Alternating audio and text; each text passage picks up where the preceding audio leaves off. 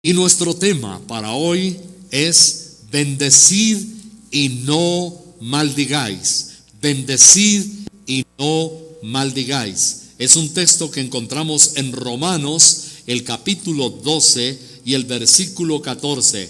Bendecid y no maldigáis. Ese es nuestro título, comillas, en el día de hoy. Hace un tiempo, y lo estuve recordando, es un amigo predicador. Él, cuando estaba niño, sufrió muchísimo porque sus padres siempre lo ultrajaron. Él tuvo una desdicha de haber sido maltratado verbalmente. Hay la violencia psicológica, hay la violencia verbal, no solamente los golpes. Y a veces la violencia psicológica hace mucho más daño. Este niño le decían: no sirves para nada, no sirves para nada. Eres un bruto y jamás vas a aprender. Y cuando llegaba con su libreta de calificaciones a la casa, pues siempre había una reprimenda y a veces una paliza, pero sobre todo un insulto terrible. Y cada vez, dice él, recuerda, que cuando le decían que era un bruto, él iba pensando al salón de clases: yo soy un bruto, yo no sirvo para nada. Se bloqueó de una manera tal que un mes había perdido solamente una o dos materias, creo, y al siguiente mes eran 4.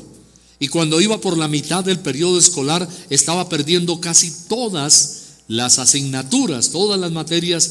En su libreta en aquel entonces se acostumbraba a entregar una libretica mes a mes, y allí se ponía en rojo todo lo que había perdido el alumno.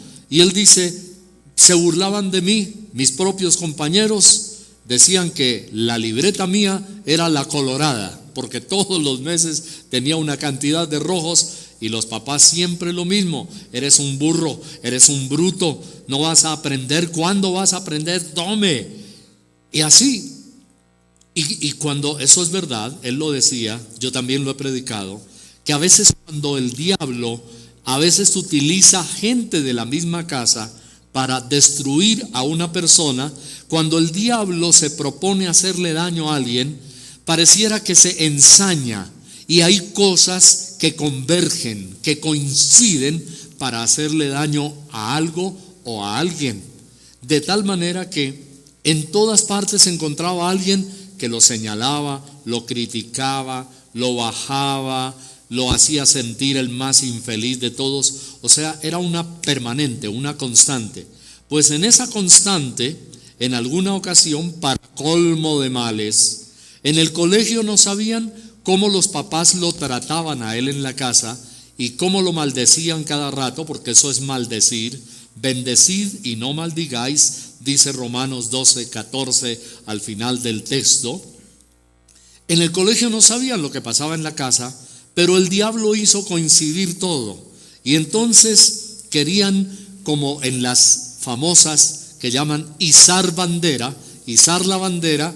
Era el mejor alumno por comportamiento, o el mejor alumno del promedio de todo el colegio por aplicación, por ser buen estudiante, por tener un buen promedio de notas escolares. Entonces cada mes había alguien que merecía izar la bandera. Otros eran por méritos deportivos, habían representado al colegio en una competencia deportiva y habían sido destacados o ganado una medalla, de tal manera que siempre había varios que izaban bandera. Pero le dio también al rector del colegio por castigar a la persona que tuviera los peores promedios en el colegio. Así que este niño, que ya en la casa, miren lo que es la gran realidad, que los papás no solamente le habían dicho: eres un bruto y no sirves. ¿Sabe lo que le decían? Burro, burro, y le estaban poniendo de sobrenombre el burro. En el colegio no sabían que en la casa le estaban llamando burro. ¿Y sabe lo que hizo el rector? Se inventó, así como la izada de bandera, ridiculizar al que fuera el peor estudiante del colegio, y le tocó a mi amigo. ¿Y sabe lo que hizo el rector? Se inventó, mandó a hacer una manualidad, un trabajo manual, una especie de chaleco con un sombrero, y el sombrero ajustaba perfectamente en la frente y caía hacia atrás, y había dos orejotas grandes que salían hacia los lados, y en el chaleco decía burro. El rector, el día de la izada de bandera, mandó sacar a mi amigo. Y entonces, ¿sabe lo que sucedió? Le pusieron burro y lo hicieron desfilar.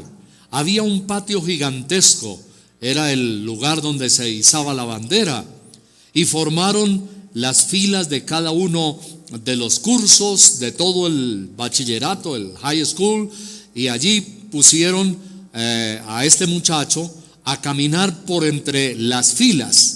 Tenía que hacerlo en zigzag.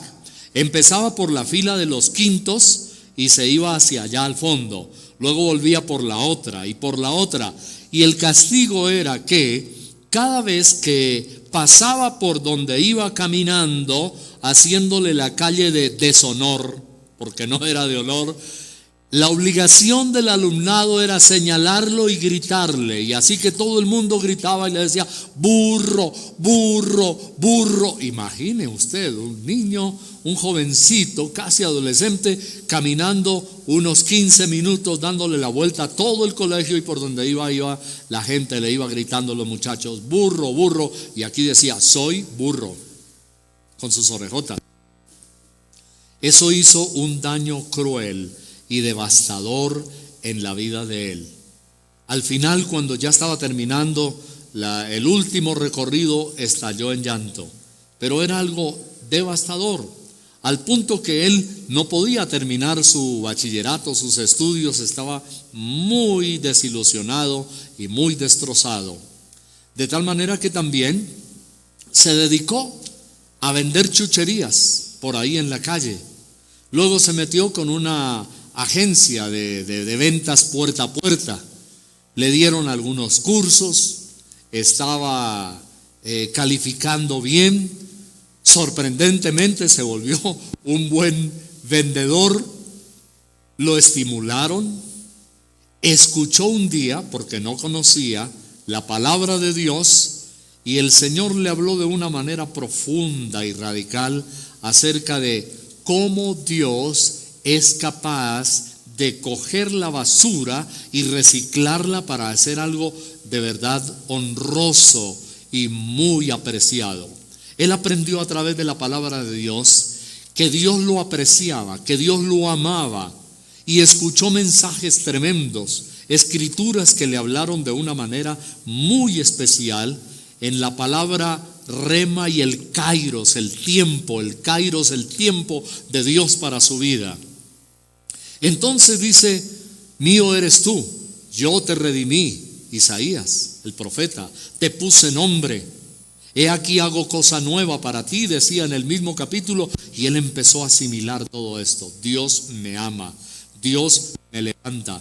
Él empezó a entender cuál era la desgracia de su vida, que desde la misma cuna de su casa lo habían estado destruyendo. Él discernió, en otras palabras, fue muy realista, entendió su situación y la discernió a través de la palabra de Dios, que Dios sí le amaba, que Dios era bueno, que Dios le había levantado, que le había redimido con su sangre, que valía mucho en las manos de Dios. Y hubo tantas escrituras que llegaron a su corazón. Él leyó la Biblia donde decía, serán para mí especial tesoro. Y él decía, yo lo repito, lo confieso, soy especial tesoro para Dios, soy especial tesoro para Dios. Y de esta manera, él empezó a salir por las mañanas optimista, lleno de fe, con una sonrisa. Había derramado muchas lágrimas, sí. Había dejado quebranto en el altar, sí. Una vez Dios le habló también aquello de Dios sana a los quebrantados de corazón y venda sus heridas. Él dijo, Señor, yo soy uno de esos quebrantados. Yo necesito que tú empieces a vendar mis heridas. El Señor le sanó. Dios le habló y le dijo, entrégame, como a mucha gente lo ha hecho, entrégame los pedazos de tu vida que yo la voy a reorganizar y armar de nuevo. Y esto fue una delicia para la vida de este hombre, no doy su nombre, de este amigo, es un predicador también de la palabra de Dios. Pero bueno, lo que sucede es que se vinculó a una compañía de ventas, luego a una compañía de seguros, recibían una inducción, unos entrenamientos. Ese mes fue el mejor de toda la compañía a nivel nacional en Colombia. Luego el año terminó y él fue el mejor vendedor. Su hermano, que es médico, a él lo comparaban. Otro problema grave que hay en muchos hogares, las comparaciones. Lo comparaban con su hermano que estaba estudiando medicina y le decían: es que mira a tu hermano, mira las notas que él tiene, él sí va a progresar, él sí va a ser una persona brillante en la vida, mira, él se va a graduar, él va a ser médico, pero tú eres un don nadie, burro. En efecto, su hermano se graduó en medicina, tuvo realmente una vida relativamente exitosa, pero luego ya como había conocido al Señor, el burro ya no era burro, ahora estaba siempre arriba, bendecido. Ese año la compañía lo condecoró como el mejor vendedor, pero ¿sabe cuál fue en parte la paradoja? El burro ganaba mensualmente y al año millones y millones de pesos más que su hermano el médico. El médico le decía: no puede ser que tú ganes más dinero que yo. Sí, ganaba más dinero. Apareció en las publicaciones como el mejor de la compañía de seguros. Así que fue una tremenda bendición. Vinieron del staff, del equipo internacional de otra compañía y preguntaron por él, porque querían saber cómo lograba sobrepasar con una gran diferencia al segundo en las ventas a nivel nacional. Y entonces le dijeron: queremos que ese muchacho, que ese caballero participe en nuestra convención anual en el hotel, en el resort donde se hospedaban miles allí. Queremos que él dé una conferencia. Y alguien dijo: pero es que él no es muy bueno para dar conferencias. Dijo: no importa, pues que nos cuente su experiencia. Y cuando llegó allí al auditorio, en ese gran hotel, había una tremenda expectativa. Y les dijo: pues yo les voy a contar cómo he podido llegar a ser el mejor vendedor. Y cuando empezó a hablar, todos estaban absortos. Alguien dijo: pero ¿cómo decían que él no sabía hablar? Es muy elocuente, tiene un gran léxico. Y ¿sabe qué fue lo que él dijo? Yo sería un mentiroso si les digo aquí que yo me he graduado en una universidad, que yo aprendí estrategias. Dice: yo de eso no sabía mucho, pero les voy a contar la historia de cómo he podido llegar a ser este mejor vendedor. ¿Y sabe qué fue lo que él hizo? Empezó contando su infancia, cómo lo ultrajaban, cómo lo regañaban. Contó la historia del burro en el colegio. Lo que dio fue un testimonio de todas sus desgracias. Y la gente lo miraban y se miraban entre ellos, se reían, una que otra lágrima por allí escuchando el testimonio de este muchacho. Y al final entonces empezó a decirles cómo cambió el rumbo de mi vida. La desgracia de mi vida era esa, dice, pero un día, dice, yo escuché un mensaje de la Biblia, la palabra de Dios, y entonces allí se explandió y dio el testimonio de cómo Dios había transformado al burro y había hecho una persona de alta estima. Él contó cómo estaba destruido en su autoimagen, autoestima, y luego todo lo que Dios había hecho en la vida de él. Enseguida contó que no solamente él era vendedor, sino que también era un predicador de la Biblia, la palabra de Dios, y que Dios lo había llamado, y que muy pronto, en efecto después lo hizo, se iba a retirar de las ventas y de las compañías de seguros, y que se iba a dedicar solamente a predicar la palabra de Dios. Así lo hizo él. Pero el testimonio aquel día fue conmovedor para muchos. Entonces, al final de la presentación que él hizo, habló, dio un mensaje de la Biblia acerca de la autoestima, de la autoimagen, del valor que tenemos en Cristo, de cómo Dios es capaz de transformar una miseria y una desgracia de una vida en una persona de éxito. Él habló de arrepentirse. Él no ocultó nada de la Sagrada Escritura y él dijo, mire, lo que pasó en mi vida le puede pasar también a usted. Ese día terminó la conferencia, fue una predicación de la Biblia. Claro, algunos pensaron que la gente se iba a enojar porque no era lugar, dicen los abogados, al lugar, no era el momento. Para muchos no era el sitio, para muchos, de explicar la palabra de Dios. Pero este hombre me cuenta que cuando él al final estaba haciendo repetir una oración a todo ese auditorio de gente que había venido de tantos puntos geográficos, había sollozos por todas partes. Tremendo. ¿Cuántos le dan un aplauso al Señor? Amén.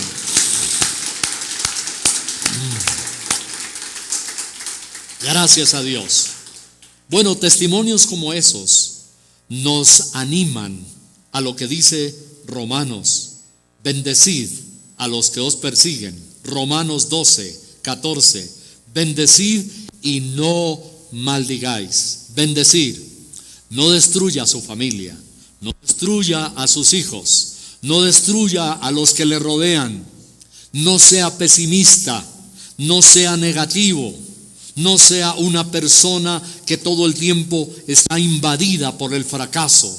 Diga: en Cristo yo soy más que vencedor. Todo lo puedo en Cristo que me fortalece. Tú vales mucho para Dios. Él puede levantarte porque la Biblia dice: Dios levanta del polvo al pobre y al menesteroso, al andrajoso, sacude del muladar. ¡Qué tremendo! Dios sacude al menesteroso del muladar y es capaz de levantar del polvo al pobre. Confesemos cosas que sean cosas de vida. Estaba en la célula ayer en la tarde de familia mencionando que leí la última entrevista de Fernando Vallejo, escritor colombiano, y uno de los libros que ha escrito es Peroratas, que peroratas significa como cosas vacías, una lija áspera, algo que produce escozor, que fastidia y que molesta. En nuestra página www.plenitudonline.com hay un artículo, cuando usted la abre, dice la amargura. En ese artículo, yo le invito a leerlo, hay un escrito que puse allí acerca de este escritor, Fernando Vallejo. Fernando Vallejo es un hombre que dice no creer en Jesús, en la Biblia, es una persona que podríamos llamar blasfemo, y es una persona amargada, es una persona que tiene un lenguaje casi siempre o soez, o de amargura, o de maldición. Para nada edifica. Muchas personas se ríen por las cosas que él dice, pero aparentemente no pasa de ser más que un comediante barato de lo que dice. Y vive siempre maldiciendo. Él ha proferido maldiciones contra Colombia. Cada vez que le hacen una pregunta sobre su nación, su país, es como más o menos la desgracia. ¿Qué opina de Colombia? La desgracia de haber nacido ahí. Maldice su país. Dice que al entierro de su padre no invitaron a nadie, que no le gustaría que inviten a nadie a su entierro, que ama más a los perros que a la gente. Y uno de sus últimos escritos que tuvo por ahí le dieron un premio y lo donó para una asociación de animales allá en México. En fin, es increíble la forma de como supura, porque esa es la palabra, ¿no? Supura, amargura. Dios quiere que nosotros no maldigamos, dice la Biblia. Tenemos que aprender a bendecir, bendecid y no maldigáis. Y quiero dar rápidamente en este día algunos tips de bendición. Hay varias formas de bendecir a los hijos, a la tierra, al cultivo, a la nación. Y comienzo por la bendición sacerdotal en Números 6, 24 al 28. Ojalá tome nota, porque esta bendición sacerdotal es la bendición para la familia, para los hijos. En lugar de decirle el burro, bendígalo. Números 6, 24 al 26. Voy a ir rápidamente allí. Son citas bíblicas muy importantes, lindas, que usted puede tomar como ejemplo para bendecir a sus hijos. La Biblia dice: el Señor te bendiga y te guarde. El Señor haga resplandecer su rostro sobre ti y tenga de ti misericordia. Dios alce sobre ti su rostro y ponga en ti paz. Esta es una manera de bendecir a los niños, de bendecir a los hijos. Vea lo que dice: el Señor te bendiga y te guarde. Pero observe que en el versículo 23, Dios ha dicho que esta bendición es para los hijos. Los padres bendigan a los hijos. Habla a Aarón y a sus hijos y diles: así bendeciréis a los hijos de Israel, diciéndoles. Entonces hágalo usted, tome la palabra. Si puede, dele un besito, abrácelo a ese bebé, a ese niño o a ese hijo y dígale: el Señor te bendiga y te guarde, hijo mío. Dios haga resplandecer su rostro sobre ti. Hijo mío, Dios tenga de ti misericordia. El Señor alce sobre ti su rostro y ponga en ti paz. Y podemos parafrasearlo: y ponga en ti paz. Hijito, hijita, que tú seas feliz, que tú siempre vivas con tranquilidad, que tengas una vida de reposo, una vida tranquila, que puedas dormir tranquilo. Hijo, le puedes decir: en paz me acostaré y asimismo dormiré, porque solo tú, Señor, me haces vivir confiado. Qué manera bonita para ir a la cama. Ponga en ti paz. Bendiga a sus hijos. No los bendiga cuando nacieron, bendígalos desde antes de nacer. Aquí en esta iglesia me he gozado y se lo he recordado a varios padres y madres que tienen sus niños hermosos aquí y que ahorita mismo están allí en los salones de la escuela dominical. Y les he dicho: estoy tan feliz de haber orado por tu hijo o tu hija desde antes que naciera. Oramos aquí por los bebés cuando estaban en el vientre, ellas barrigoncitas, y hemos orado: Señor, bendice este bebé, bendice esta niña. Señor, dale un espíritu de mansedumbre. Señor, dale un espíritu de obediencia, dale un espíritu de amor. Llénale con tu espíritu desde antes de nacer. Señor, que tenga un espíritu de amor hacia ti, que sus ojos ni sus pies se aparten de tu camino a derecha ni a izquierda, sino que siempre vivan para ti. ¡Qué hermoso! Para mí es un privilegio haber podido orar por tantos bebés que han nacido en esta iglesia y haberlos ungido antes de nacer. Ustedes, padres, bendíganlos. Díganle así: Señor, este hijito, esta hijita, o el que va a nacer, o el que no ha nacido, Señor, que tenga un espíritu de amor, de dulzura. Señor, que sea feliz, guárdale del mal. Padre, que no toque a sus puertas la desgracia y la infelicidad y la droga y el dolor. Guárdale, Señor, guarda sus pensamientos, guarda su corazón, guarda, Señor, sus emociones.